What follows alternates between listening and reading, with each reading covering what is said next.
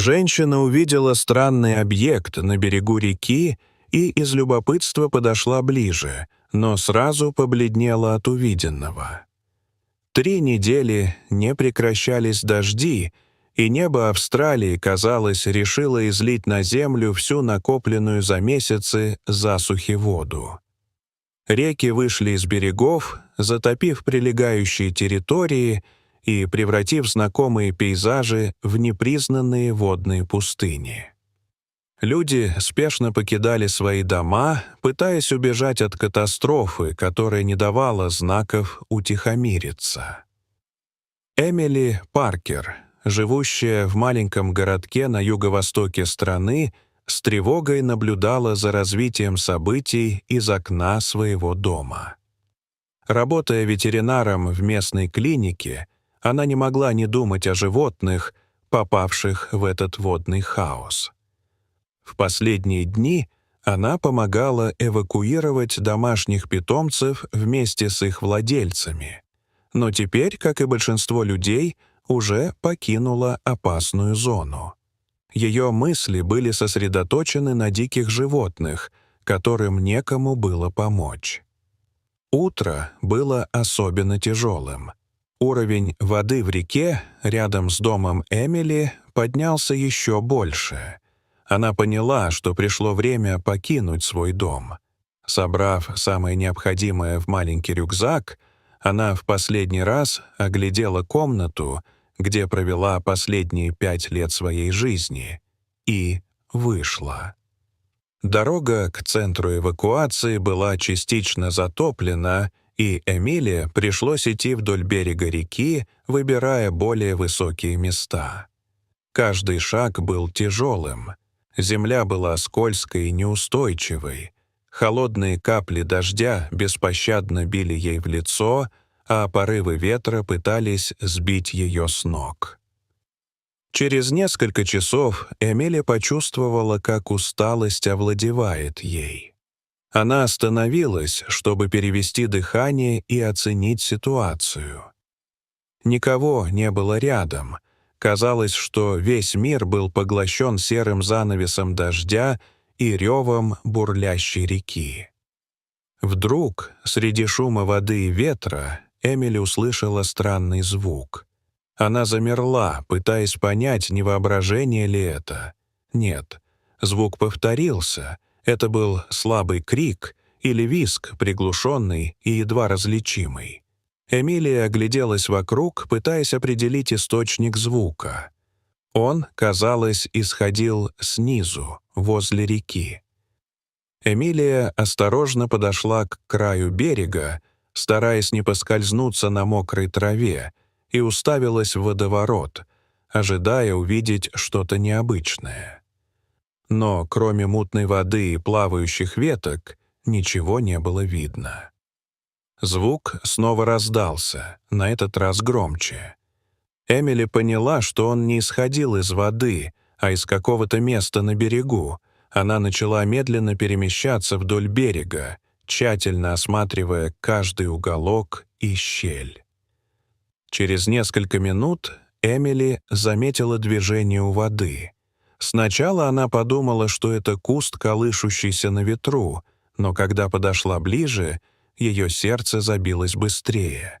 Несомненно, это было живое существо.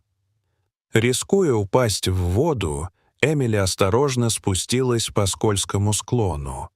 Теперь она могла различить серо-коричневую шерсть и круглые уши. Это был коала, прижатый к земле, отчаянно цепляющийся за корни прибрежных растений. Эмили не могла поверить своим глазам.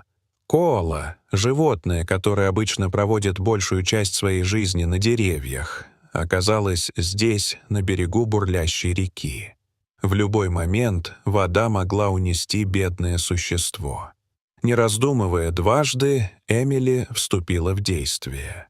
Она знала, что у нее есть только один шанс, и если она его упустит, коала может погибнуть. Женщина медленно подошла к животному, стараясь не испугать его еще больше. К К ее удивлению, Коала не сопротивлялся. Казалось, он понимал, что человек пришел на помощь. Эмили аккуратно обхватила своими руками влажное и дрожащее тело Коалы и начала медленно подниматься вверх по склону. Каждый шаг был борьбой, земля была скользкой, а Коала, хоть и не сопротивлялся, все же весил достаточно много. Ноги Эмили скользили, но она продолжала подниматься, крепко держа животное. Наконец, она достигла более стабильной поверхности. Эмили аккуратно положила Коалу на землю и села рядом, пытаясь перевести дыхание. Теперь, когда непосредственная опасность миновала, она могла лучше рассмотреть спасенное животное. Коала был в очень плохом состоянии. Его шерсть была мокрой и исцарапанной, и страх отражался в его глазах.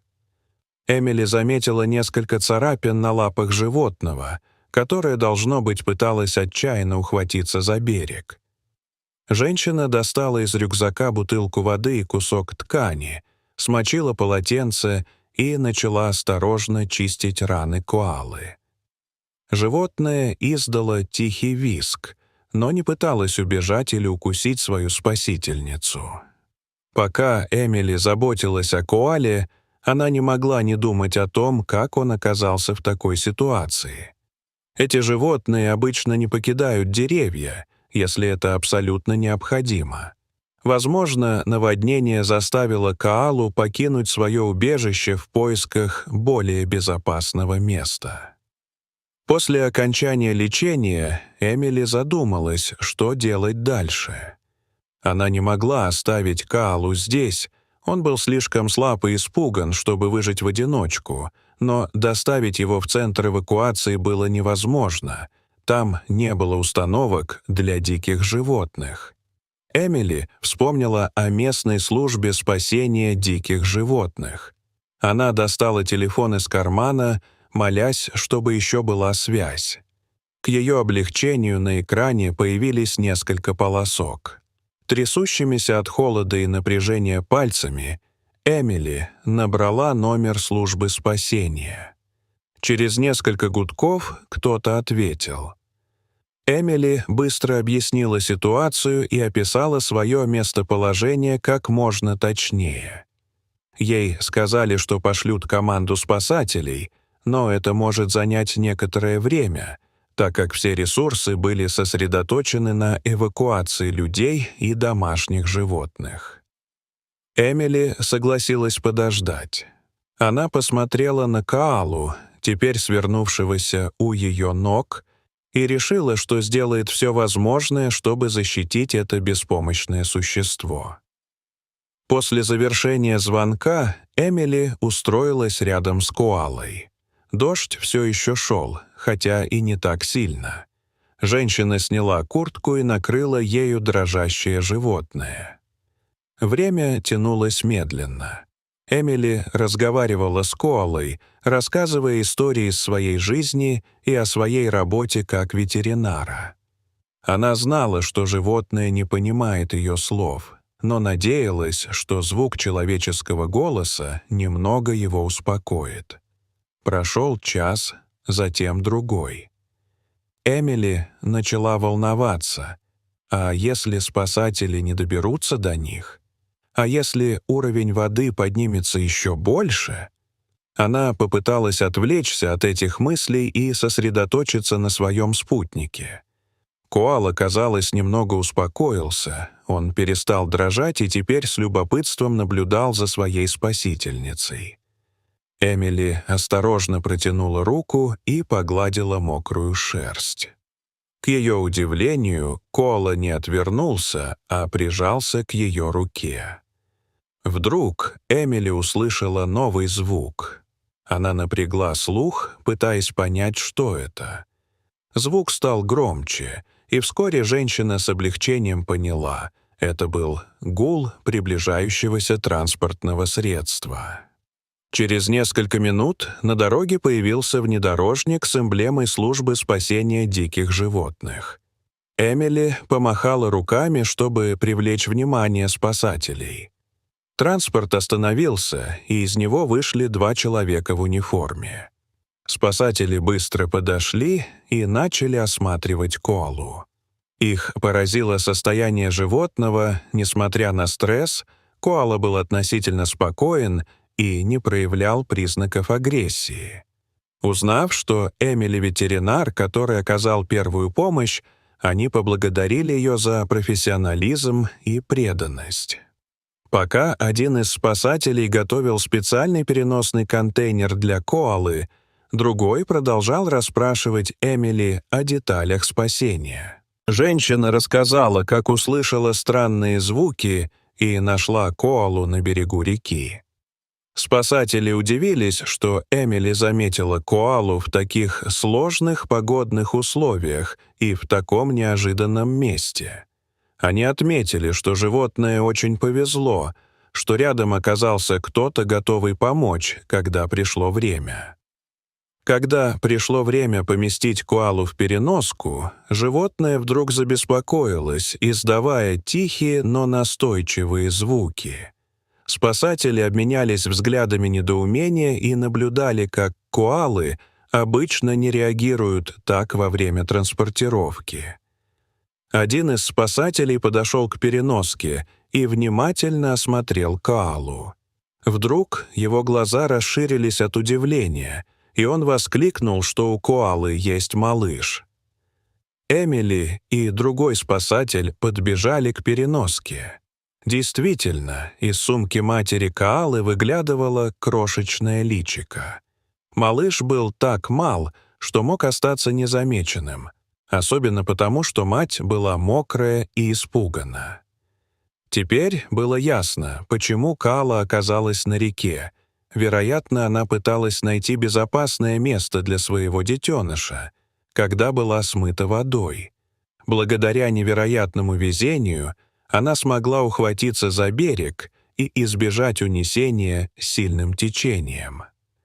Эмили почувствовала комок в горле. Она не могла поверить, что все это время коала не только боролась за свою жизнь, но и защищала своего детеныша. Это объясняло, почему животное не сопротивлялось, когда Эмили пыталась помочь. Мать коала, вероятно, понимала, что это ее единственный шанс спасти своего детеныша. Спасатели быстро решили транспортировать обоих коал вместе. Они аккуратно разместили мать и малыша в специально оборудованной переноске, стараясь не разлучать их. Эмили наблюдала за процессом, чувствуя одновременно облегчение и волнение. Когда коалы были в безопасности в транспортном средстве, спасатели пригласили Эмили присоединиться к ним в центре реабилитации.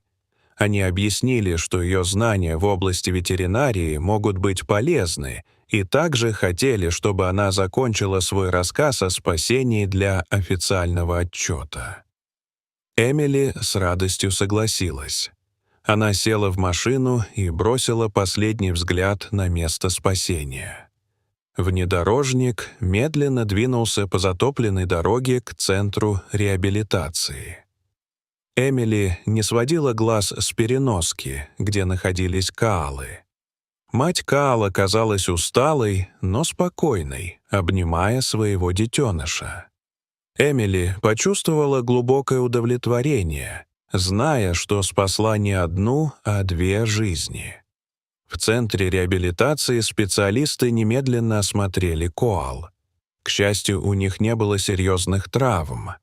Мать и детеныш были истощены и обезвожены, но ожидалось, что с должным уходом они полностью восстановятся. Эмили провела несколько часов в центре, помогая ухаживать за спасенными коалами и заполняя необходимые документы. Когда пришло время уходить, она сделала последнюю остановку в вольере, где отдыхали коалы. Мать коала подняла голову и посмотрела на Эмили с благодарностью, явно узнав свою спасительницу. Покидая центр, Эмили почувствовала, что этот день навсегда изменил ее жизнь. Она осознала, насколько важно защищать природу и ее обитателей, особенно в трудные времена. Эмили решила, что после спада наводнения посвятит больше времени работе с дикими животными, помогая им адаптироваться к быстро меняющемуся миру. Через несколько дней, когда уровень воды наконец начал падать, Эмили получила сообщение из Центра реабилитации. Оба коалы полностью выздоровели и были готовы вернуться в свою естественную среду обитания. Они были выпущены в безопасной зоне с обильными эвкалиптами в качестве пищи. Эта история спасения стала символом надежды для многих людей, пострадавших от наводнения. Она напомнила всем, что даже в самые трудные моменты есть место для сострадания и героизма, и что стоит спасать все жизни, будь то человеческие или животные.